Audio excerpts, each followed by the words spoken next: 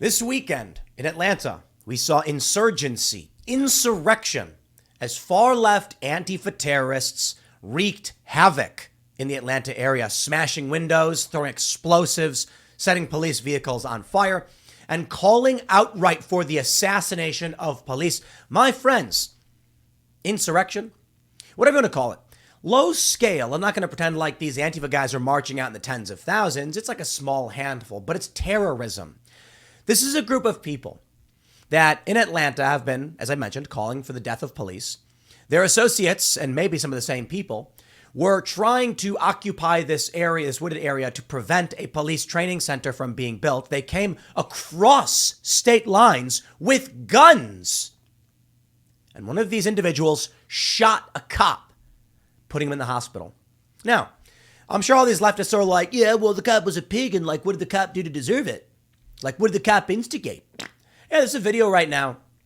Libertarian, the Mises Caucus guys posted. I'm not sure which one. I saw the tweet. And it's like, cops screaming, come out of your house. The guy walks out of his house, and they start shooting him. And they put bullets in his chest. And it's like, dude, I get it, man. All right? This is not the same thing, okay? This is an innocent guy in a truck. They're driving through the area. They firebomb it. Local houses are being built. They firebomb them. They're threatening the lives of innocent people. Yeah, I don't like when the cops shoot people and it's unjustly done or wrong or negligent. Criminal charges. But you think I'm going to give you a pass, you crackpot terrorists, because cops are bad or something? You think some cops are bad, therefore these cops who shut up deserve to get killed? Antifa terrorists crossed state lines with semi-automatic weapons and shot a cop, putting him in the hospital. The cops returned fire, killed the Antifa guy. In response, Antifa called for the assassination of police and then started attacking Atlanta. Here's what I love about the media. What do you think happens if you search for like Antifa terrorist or insurrection? Do you find anything about this? Nope, you don't find anything about it. You don't find anything about it. I got it. During Timcast IRL, we opened with one of the stories, and Post Millennial referred to it as like Forest Antifa Group or something like that. I don't remember what you guys said. And I made the joke. I was like, Libby, what are you doing? Libby Emmons, editor-in-chief. She comes on the show every so often. And I'm like, what are you doing? Antifa protesters? Like, terrorists, you mean? And I get a text from Jack Posobiec, and he's like, look, we don't know, blah, blah, blah. I'm like, I'm kidding. I'm calm down. But Post Millennial says, media portrays Treehouse Antifa riot as mostly peaceful protest as they set police cars on fire. Look, man, I'll put it this way. I don't interfere in timcast.com editorial. I want the Timcast news crew to write the news as they see it, but I do provide some guidelines if I think. So, like, I'm basically like, I don't want to say fact checker. Sometimes I will fact check if I know something's wrong, but usually I rely on them to do the work, to frame it, and then I try and be hands off because I do the opinion commentary stuff. However, that being said, I do give, if I feel there's an error, a violation of journalistic ethics, and I don't think it's ever intentional because the timcast.com news crew does a good job, I'll just say, what do you think? Here's what I think. So in this instance, the New York Post is running a story. Atlanta Mayor Andre Dickens labels anti-police riots domestic terrorism. New York Post, why aren't you labeling it domestic terrorism? Post Millennial, you run this story. Media portrays Treehouse Antifa riot as mostly peaceful protests that set police cars on fire. Yeah, that's a better headline. But what about media portrays domestic terrorist incident or Antifa domestic terror as mostly peaceful protest? Why call it a riot? And here's my point. At this point, I won't call it a riot, guys. This is not a riot. These are far-left extremists who came from out of state with weapons, shot a cop, nearly killing him, and are trying to steal land, and then are calling for assassinations and going around firebombing the city. That's an insurgency. That's an attack. That is sustained terrorism. It's not a riot.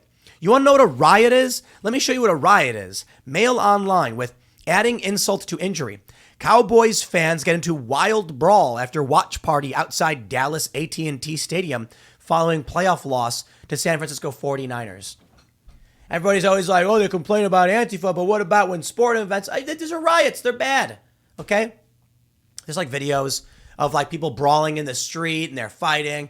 And you've seen it and knocking garbage over. I was in New York when whatever New York team won the Super Bowl and people were just throwing garbage bags. That's a riot, okay? When you have a group of political extremists making a political demand, no build police training center, who have shot a cop and put him in the hospital, directly attacking them, get killed, then go on a rampage through the city, you ain't dealing with a riot. You're dealing with war. Here's the, but let's look, post-millennial, you guys write your thing. They do call out CNN for calling it peaceful because this one's absolutely amazing. It's one thing for me to be like, Libby, you got to call them terrorists. Come on, what are you guys doing? And it's another thing when CNN's like, they're mostly peaceful, mostly peaceful protest. Let me see if I can get the audio on this one. Jack Posobiec saying, holy schlit. I don't know if YouTube still counts that as something negative. Okay, I can't get the audio. I got to turn the audio on. It's not playing properly. Is it not? Oh, I'm sorry. I had it muted. That's my bad. There we go. You keep using these words, violent. You know what? Whatever. I'll read it because I got to get the audio set up. Hey, I got to do that every morning, and then we always switch it, and I forget. Post-millennial writes, on Saturday night, Antifa members took to the streets of Atlanta to throw rocks at and light fires outside of the police foundation and set a police vehicle ablaze as figures in the media played down the violence. I think it's funny that I'm saying like post-millennials should go harder than they are.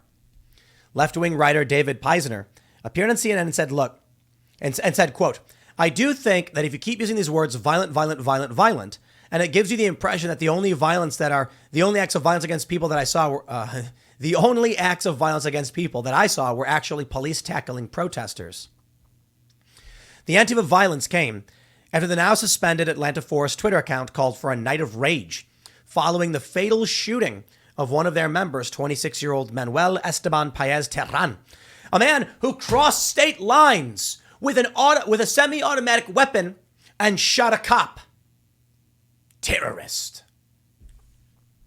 Quote, well, I think that there's a real blurring of the lines in the use of the word violence. Is property destruction violence? To some people, it certainly is, Peisner added. By definition, it literally is. Violence is defined as physical force meant to harm or damage a person or thing. It's the desperate attempts. Quote, but this idea that breaking windows or other acts of property destruction are the same as actual violence against humans, it's kind of a dangerous and slippery concept, he continued. ALX tweeted, don't worry. The media is calling it mostly peaceful again, along with a clip of Fox 5 reporter using the phrase to describe the Antifa violence. So it was a largely peaceful protest where they just wanted what they're calling justice, the local news reported. The riots are happening in response to the death of 26-year-old Manuel Esteban Paez Terran. Okay, let's just clarify this here. So a guy tries to kill police, crossing state lines with a semi-automatic weapon, and then when he's killed in self-defense, the police are defending themselves, then they come out and they say, now we need to protest. These people are psychotic. That's the only way I can put it. They're absolutely psychotic. Footage from the riots shows the Atlanta Police Foundation being smashed, local businesses being vandalized, and police cars being set on fire. Amazing. They mentioned the shootout at the Atlanta Police Department training facility. In addition to smashing up businesses, Andino reports, cars and the ATL Police Foundation, far-left extremists came with arson supplies to set an Atlanta police vehicle on fire. The riot was organized as revenge for their gunmen dying in a shootout at the Autonomous Zone. Florida Governor Ron DeSantis' campaign rapid response coordinator Christina Pushaw pointed out the irony of CNN being headquartered in Atlanta. Doesn't CNN still have its headquarters in Atlanta? Maybe the terrorists are holding them hostage. Someone should check on them. Someone absolutely should. Absolutely. It's terrorism. It's terrorism because they're charging these people with terrorism. Let me see if I have the tweet here from Andy No. Breaking.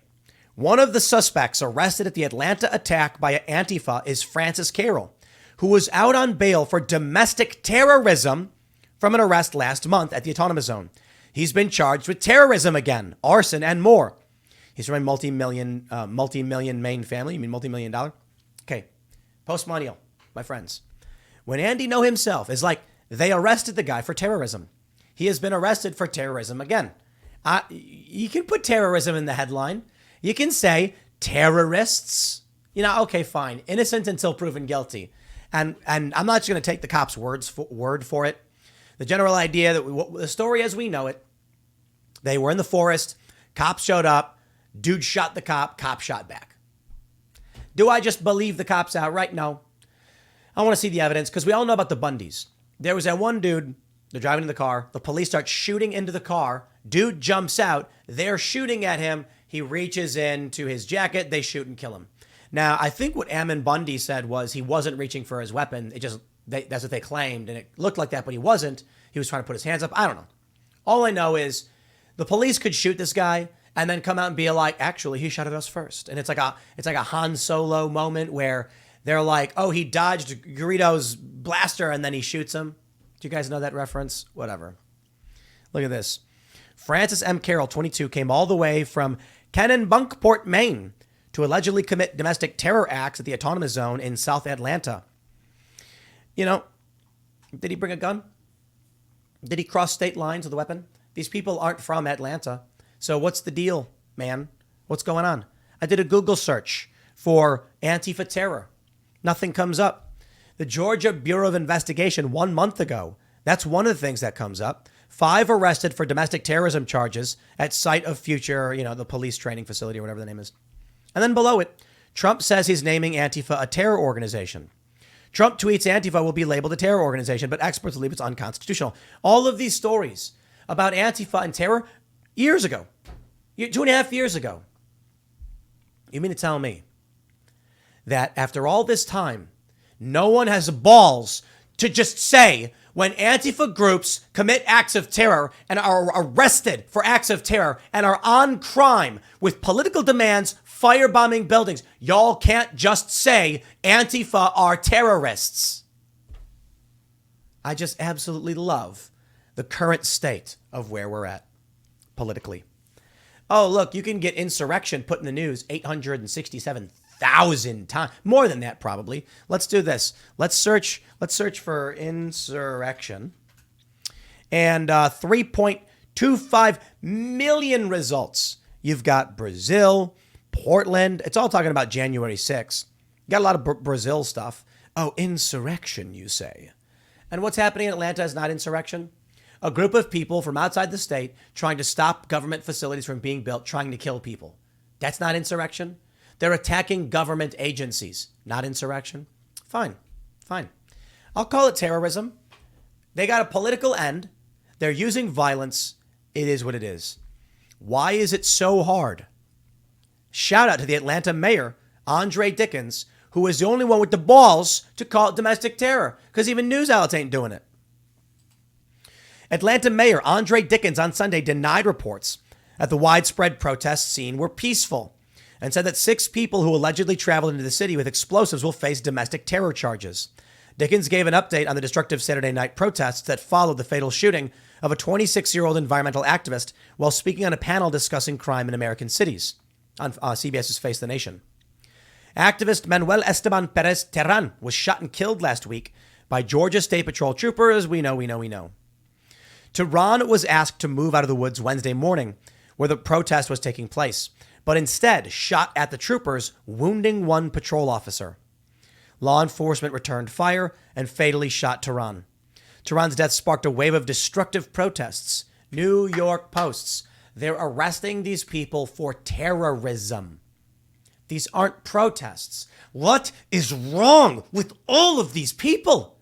I'm done. Even post-millennial guys, what's going on? I don't understand why you're calling them Treehouse Antifa riots when they're being arrested and charged on terrorism charges. They're making political demands and they're burning things down. They're shooting people. I'm just sick of it, man. They scream insurrection. They raid people's homes. Ray Epps is walking around. Ain't nothing going on with that guy. And not even the post-millennial guys. Like, I'm gonna text. I was jokingly saying, I'm gonna text Libby and be like, "What's going on?" No, I'll just call her and be like, "Yo, I'm gonna bring Libby on the show. We got a big show tonight on Timcast IRL. I'll bring Libby on tomorrow. I'm saying, Libby, hey, editor-in-chief of the Post-Millennial, call them terrorists. Alleged terrorists, I don't care. You can call them alleged terrorists, but this is beyond protesting. It has been years of political violence for political ends. Now they're traveling across state lines with guns to kill people. Isn't that funny, too? Kyle Rittenhouse never traveled across state lines with a gun. He lived in this metropolitan area.